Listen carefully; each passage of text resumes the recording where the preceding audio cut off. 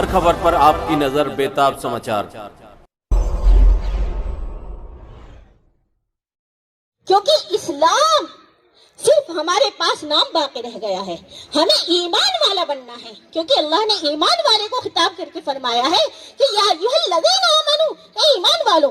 क्योंकि ला इलाहा इल्लल्लाह पढ़कर आप मुसलमान हो गए हैं, लेकिन ईमान लाने के लिए हमें बहुत मेहनत की जरूरत है। सबसे पहले हमें अपने अंदर लिल्लाहियत और इखलास को पैदा करना होगा। क्योंकि लिल्लाहियत और इखलास का ये मतलब है कि जो काम भी हम करते हैं अल्लाह की रजा के लिए करें। और अगर हम गैरुल्लाह के लिए करते हैं, यानी हमारा महफिल में अलग रूप है और तन्हाई में अलग रूप है, तो ये अल्लाह वाला काम नहीं है। सरधना के मुकुट महल में गर्ल्स इस्लामिक ऑर्गेनाइजेशन द्वारा एक कार्यक्रम का आयोजन किया गया। इस कार्यक्रम में मुस्लिम समाज के उत्थान और इस्लामी पहचान पर मुस्लिम महिलाओं ने अपने अपने विचार व्यक्त किए।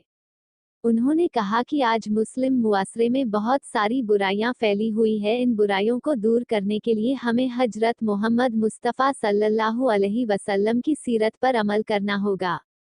समाज को बुराइयों से पाक करने के लिए हमें अपने अंदर झांकना होगा। हमारी जिंदगी किस तरह से गुजर रही है, दुनिया की मुख्तसर सी जिंदगी के लिए कितने काम कर रहे हैं, लेकिन जो आखिरत की जिंदगी है, जो ना खत्म होने वाली जिंदगी है, उसके लिए हमें अपनी अमली तौर पर काम करना होगा और तभी हमारी आखिरत संवरेगी। हमें अपनी रूह की पाकीज़गी के लिए हजरत फातिमा की जिंदगी का अनुसरण करना होगा। Thank you, ma'am, for your enlightening speech. Now, I would like to call Sister Fahima for Rasul Sallallahu Alaihi Wasallam Seerat. Please, Fahima.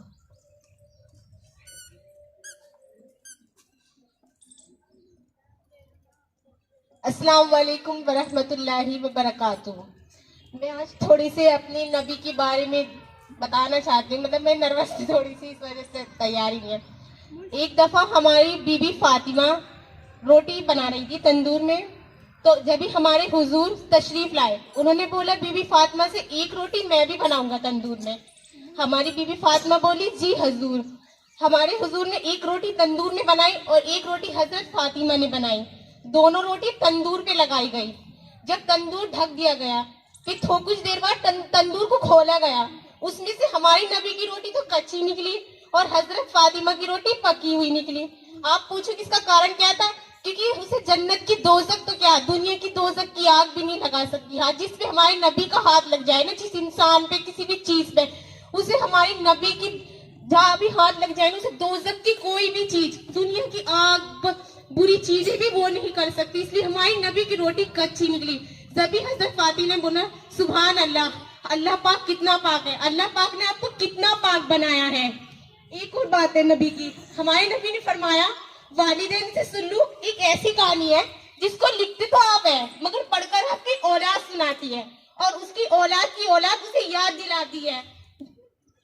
For example, जैसे हम अपने माँ बाप के साथ बदतमीजी करते हैं, उन्हें घर से धक्का दे देते हैं, कुछ लोग तो घर से निकाल देते हैं, ये गलत है। आपकी औलाद भी आपके साथ ऐसा ही करेगी, आपकी औलाद भी आपके साथ ऐसे ही करेगी। एक बार एक हदीस है, एक लड़का था, वो अपने बाप से बहुत बदतमीजी से सलूक करता था, लेकिन वो उसके बाप कुछ नहीं कहता था उसे। उसने एक दिन अपनी बीवी के कहने में आके अपने बाप को नहर में फेंकने का फैसला किया, लेकिन वो फेंक के आया। लेकिन कुछ दिन बाद उसका बेटा उसे फेंकने के लिए जा रहा था, तभी उसने फरमाया रुको बेटा, मैंने भी अपने बाप के साथ ऐसे ही सलूक करा था, क्योंकि मैंने भी अपने बाप को नहर में फेंका था, तुम भी मुझे नहर में फेंक रहे हो, कोई बात नहीं, फेंक दो, क्योंकि तुम्हारी औलाद भी तुम्हें समुद्र में फेंक के दिखाएगी, क्योंकि ये औलाद की औलाद सिखाती है। वो कहते हैं वालिदैन से सुल्लूक एक ऐसी कहानी है जिसको लिखते तो आप है, मगर पढ़कर आपकी औलाद सिखाती है। इसलिए हमारे नबी अपनी वालिदैन से इतनी मोहब्बत करते थे, पता है उनकी भी कहते थे, उनके कब्र के पास गए एक दफा हमारे नबी अपनी अम्मी जान की कि अगर अम्मी जान आप जिंदा होती ना और आप उससे कहती कि ए नबी मैं नमाज पढ़ता हुआ था, मैं नमाज तोड़कर आपके पास आ जाता। इतनी मोहब्बत थी हमारे नबी को अपनी अम्मी जान से। थैंक यू, अस्सलाम वालेकुम।